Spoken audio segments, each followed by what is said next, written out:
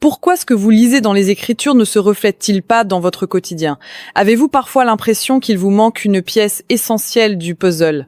Si nous avons tous reçu le Saint-Esprit, pourquoi certains chrétiens semblent-ils vivre dans l'abondance, tandis que d'autres luttent constamment? Voici la vérité.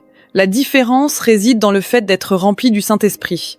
Et le meilleur dans tout cela, être rempli du Saint-Esprit est plus simple que vous ne le pensez. Lorsque vous découvrirez cette clé puissante, votre vie passera de la frustration à l'accomplissement, de la lutte à la prospérité. Il est temps de vous connecter pleinement à la puissance du Saint-Esprit et de transformer votre réalité. Si vous êtes prêt à expérimenter cette percée spirituelle, écrivez « Je suis prêt » dans les commentaires dès maintenant. Votre transformation commence ici et maintenant. Vous êtes-vous déjà demandé pourquoi la question d'être rempli du Saint-Esprit semble parfois confuse ?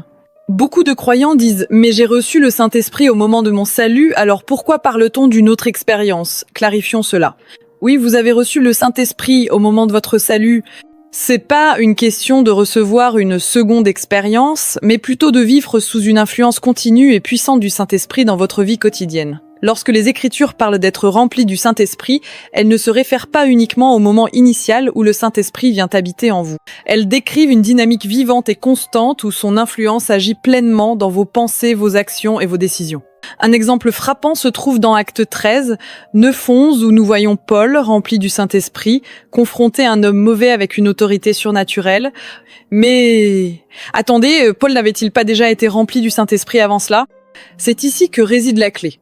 Être rempli du Saint-Esprit n'est pas un événement ponctuel, mais une expérience renouvelée qui nous permet de vivre dans la puissance divine au quotidien. Dans Actes 9, 17, nous voyons Ananias poser les mains sur Saul et lui dire « Saul, mon frère, le Seigneur Jésus, qui t'est apparu sur le chemin où tu venais, m'a envoyé pour que tu recouvres la vue et que tu sois rempli du Saint-Esprit. » Ce passage ne décrit pas une seconde venue du Saint-Esprit dans la vie de Saul, mais un accès soudain et puissant à une ressource déjà disponible pour lui, la puissance de l'Esprit.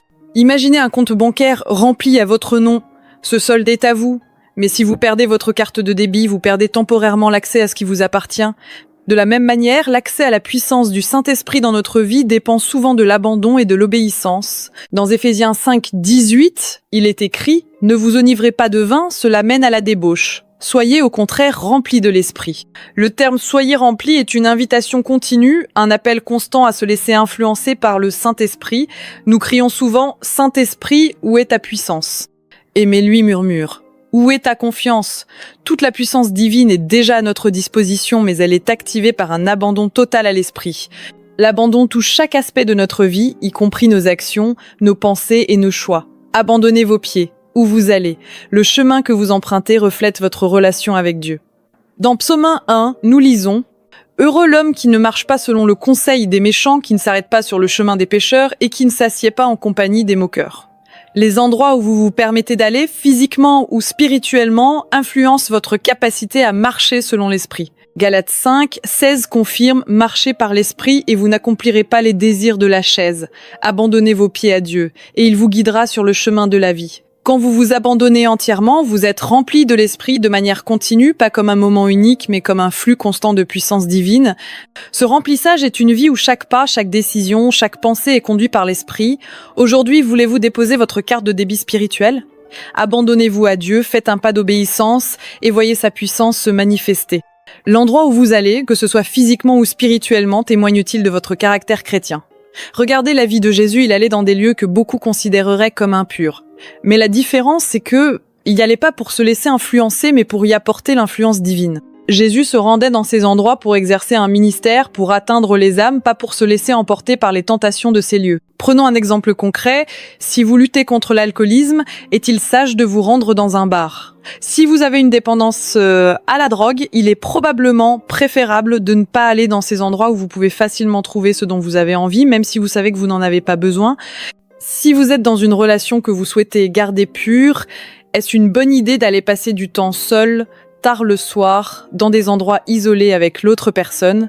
Trop souvent, nous marchons sur cette ligne fine entre la tentation et la résistance en nous disant « je vais pas franchir la limite, je m'approche juste de la ligne ».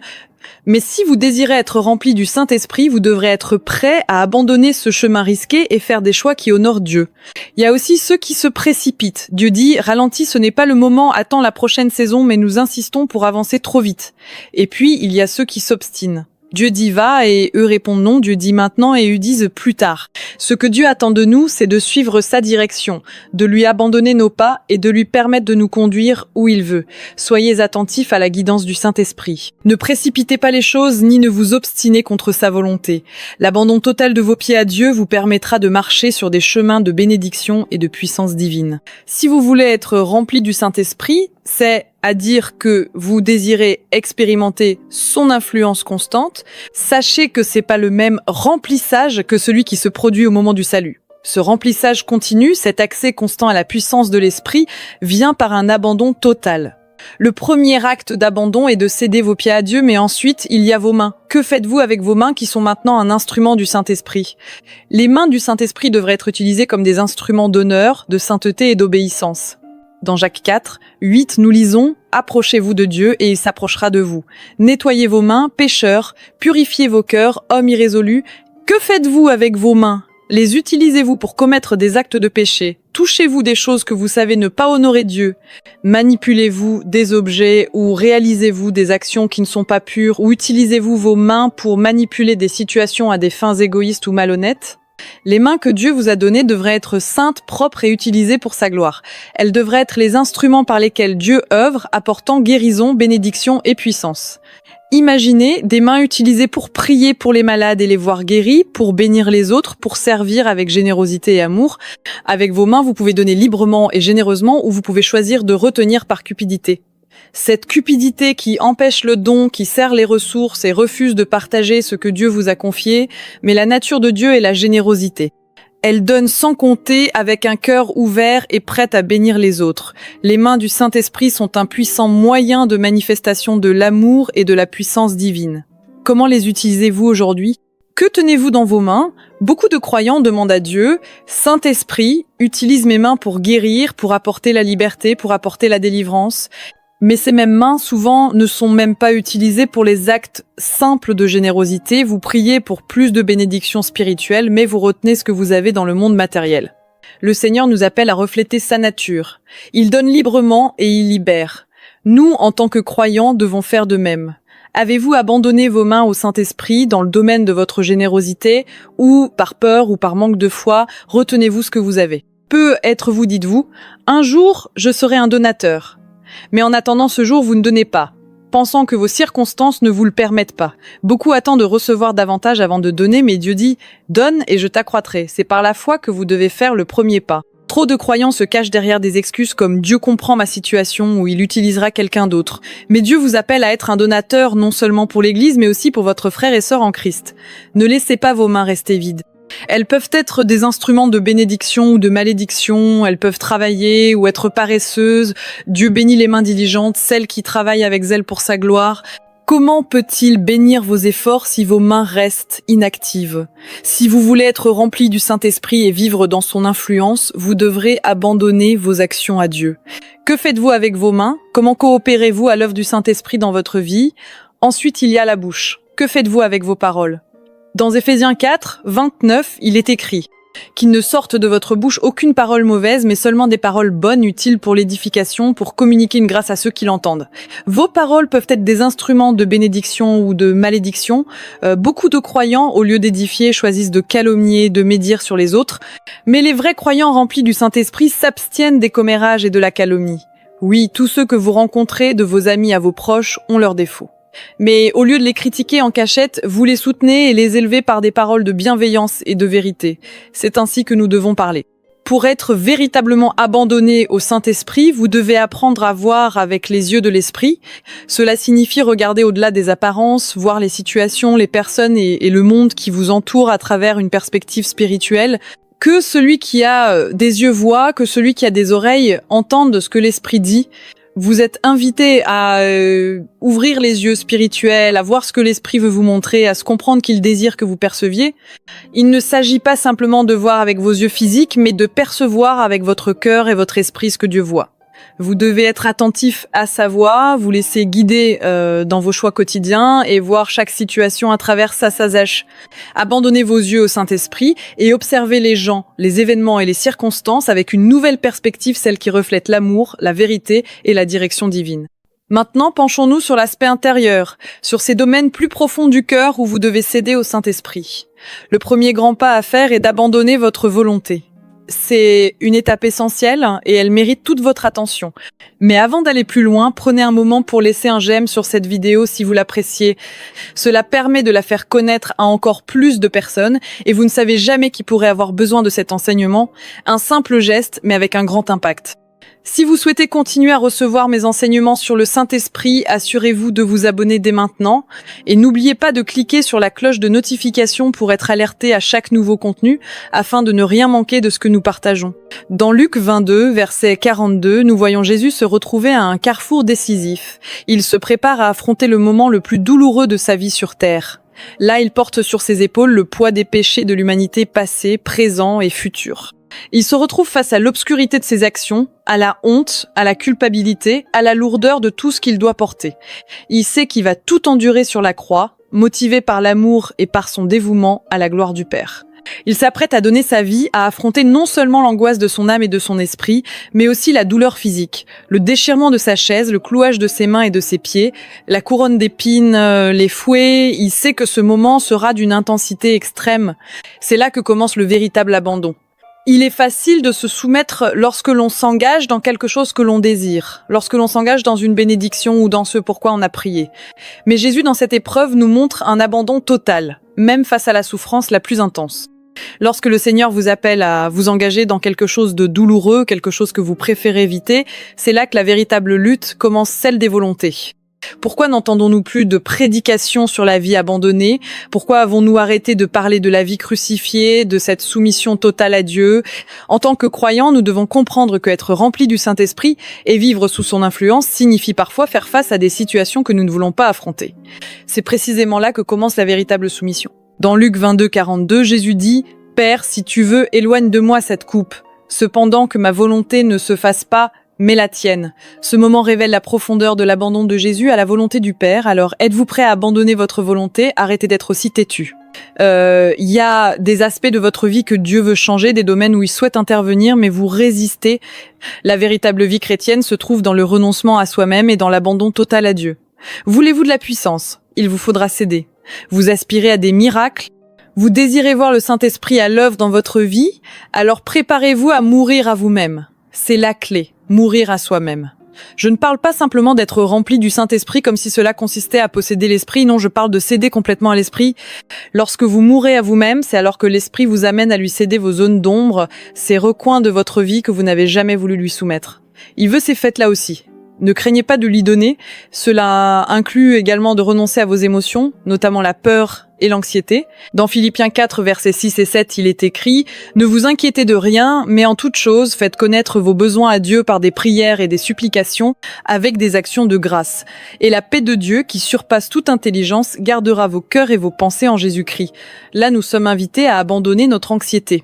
Trop souvent, nous nous laissons dominer par la peur et l'angoisse, et ces émotions décident de notre quotidien. Je me souviens d'une période de ma vie où l'anxiété me dictait même quand je pouvais dîner, sortir ou aller à l'église. La peur de faire une crise de panique à n'importe quel moment me paralysait. Je reste souvent confinée à un rayon de quelques mètres autour de ma maison, incapable d'aller plus loin. La peur m'avait réduite en esclavage. Mais j'ai appris qu'une fois qu'on cède à la peur, elle ne se contente pas de ce qu'elle a pris. Elle veut tout. Elle est grande. Elle vous consomme. C'est une leçon que je transmets souvent à ma fille Aria. Je lui dis, une fois que tu donnes quelque chose à la peur, elle en veut plus, jusqu'à ce qu'elle prenne tout. Elle comprend. Un jour, elle avait peur d'une grenouille qui s'était retrouvée dans notre piscine. Cette peur l'a empêchée de retourner dans l'eau pendant plusieurs jours. Je lui ai alors expliqué, Aria, ne laisse pas la grenouille te voler la piscine. Ne laisse pas la peur te voler tes plaisirs. Elle a fini par surmonter sa peur et est retournée nager. Quelques jours plus tard, elle me disait fièrement « Papa, je n'ai plus peur de la grenouille ». Le même soir, alors que nous prions, je lui ai demandé de me laisser prier pour qu'elle surmonte ses peurs. Et au moment où je priais, elle a posé ma main sur sa tête et m'a dit avec assurance « Papa, je n'ai plus peur ». C'est ça la clé, mourir à soi-même et laisser Dieu transformer vos craintes en victoire. J'ai dit « Seigneur, merci qu'elle n'ait plus peur de la grenouille ». Mais cette grenouille, qu'est-ce que c'est dans votre vie? Qu'est-ce qui vous empêche d'avancer, de vous épanouir dans ce que Dieu a prévu pour vous? Le Saint-Esprit vous appelle, il vous dit « Va », mais entre vous et votre destin, entre vous et l'abandon total à l'esprit, il y a des peurs, des angoisses qui vous paralysent. Il est temps de laisser tout cela derrière vous. Le passage de Jacques 3:16 nous avertit. Là où il y a du zèle amer et un esprit de dispute, il y a du désordre et toutes sortes de mauvaises actions. Vous devez abandonner ces sentiments d'envie. Peut-être ne bénissez-vous pas les autres comme vous le devriez, ou vous sentez-vous frustré, envieux, incapable de ressentir de la gratitude parce que l'envie vous envahit. Laissez cela au Saint-Esprit, il y a aussi l'amertume, cette rancune qui ronge, et je sais que c'est un sujet sensible que beaucoup d'entre vous ont du mal à lâcher. Mais écoutez bien ce que l'Écriture nous dit dans Éphésiens 4, 30-31, que toute amertume, toute animosité, toute colère, toute clameur, toute calomnie et toute espèce de méchanceté disparaissent du milieu de vous. Aucune excuse pour ne pas pardonner, quel que soit ce que l'on vous a fait. Oui, cela peut être douloureux, mais, et je dis cela avec tout l'amour que j'ai pour vous, il n'y a pas d'excuse. Je sais qu'il est difficile de pardonner, surtout quand la blessure est profonde. Mais rappelez-vous, peu importe ce qu'on vous a fait, rien n'est comparable à ce que nous avons fait à Dieu. Et si lui nous pardonne, nous devons aussi pardonner. Abandonnez vos émotions, l'anxiété, l'envie, l'amertume, la colère. Éphésiens 4, 26 nous dit « Si vous vous mettez en colère, ne péchez point, que le soleil ne se couche pas sur votre colère. Ne laissez pas ces émotions devenir des chaînes qui vous détruisent. » Ensuite, il y a l'abandon de votre esprit, de votre façon de penser. Dans Philippiens 4, 8, il est écrit « Que tout ce qui est vrai, honorable, juste, pur, aimable, digne d'approbation, soit l'objet de vos pensées. » Ce que vous voyez, entendez, vivez, influencez vos pensées et vos pensées influencent vos actions. Vous avez le contrôle, vous pouvez choisir ce sur quoi vous focalisez votre esprit. L'Écriture nous le dit clairement, vous avez le pouvoir de contrôler vos pensées. Ce n'est pas une illusion. Vous pouvez choisir de penser à ce qui est pur, honorable, juste, et cela façonnera votre vie. Ce contrôle sur vos pensées transforme votre manière d'agir. En fin de compte, cela transforme votre vie. Vous ne pouvez pas être rempli de l'esprit si vous vivez selon la chaise. Abandonnez donc votre volonté, vos désirs, vos émotions, vos pensées. Tout, absolument tout, doit être remis entre les mains de Dieu. Et maintenant, je vais vous guider dans une prière d'abandon. Préparez votre cœur, ouvrez votre esprit, commencez à réfléchir à tout ce que vous devez encore remettre à Dieu. Et dites avec moi à haute voix, là où vous êtes, « Seigneur, que mes mains soient tes mains, guéries à travers elles, que mes yeux soient tes yeux et que je vois les choses comme tu les vois, que mes oreilles soient tes oreilles pour entendre ta voix, que mes pieds soient tes pieds pour aller là où tu veux m'envoyer, que mon cœur soit le tien, qu'il batte en harmonie avec le tien. Crucifie ma volonté et ressuscite la tienne. » Si vous croyez en cela, si vous êtes prêt à tout abandonner, tapez dans les commentaires « Je m'abandonne ».